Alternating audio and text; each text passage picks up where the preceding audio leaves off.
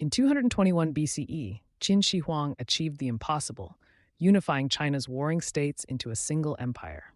But his vision extended beyond territorial control. He sought ideological domination. Standardizing scripts, currencies, and laws was just the beginning. The emperor's true goal? To erase all competing philosophies, especially Confucianism, which challenged his legalist doctrine. This cultural purge would soon escalate into one of history's most infamous acts of thought control. In 213 BCE, Qin Shi Huang issued a chilling decree.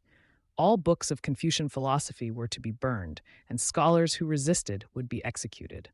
The emperor's advisor, Li Si, argued that to unify thought we must eliminate discordant voices. Government officials raided private libraries, destroying centuries of knowledge. Only technical manuals on agriculture or medicine were spared. This wasn't merely censorship. It was an attempt to rewrite history itself, ensuring future generations would know only Qin's version of truth. Historical records suggest over 460 scholars were buried alive for defying Qin's edicts. According to the Han Dynasty historian Sima Qian, victims included not just Confucian teachers, but also alchemists who failed to produce immortality elixirs. Some scholars reportedly had their mouths stuffed with dirt, a grotesque metaphor for silencing dissent. Yet even in this darkness, resistance persisted. Families memorized forbidden texts orally, while others hid scrolls in walls or tombs, gambling that future generations might rediscover them. Modern archaeology confirms the scale of Qin's cultural destruction.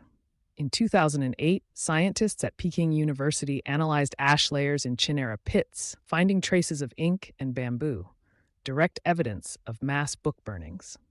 Ironically, some of the best-preserved Confucian texts come from tombs where scholars buried them as funerary offerings. These dead man's libraries prove that suppression often fails. The very act of hiding knowledge ensures its survival. Even Qin's own palace archives, meant to be the empire's sole repository, were destroyed when rebels burned the capital. Qin's brutal experiment lasted barely 15 years. The dynasty collapsed shortly after Shi Huang's death. Later rulers, especially the Han, revived Confucianism as state doctrine. Yet the pattern repeats. From Nazi book burnings to modern digital censorship, authoritarian regimes still fear independent thought. The Qin episode teaches us that while tyrants can kill thinkers and burn pages, ideas are ultimately indestructible. As one recovered Confucian scroll poignantly states, the wise man's words outlive the emperor's walls.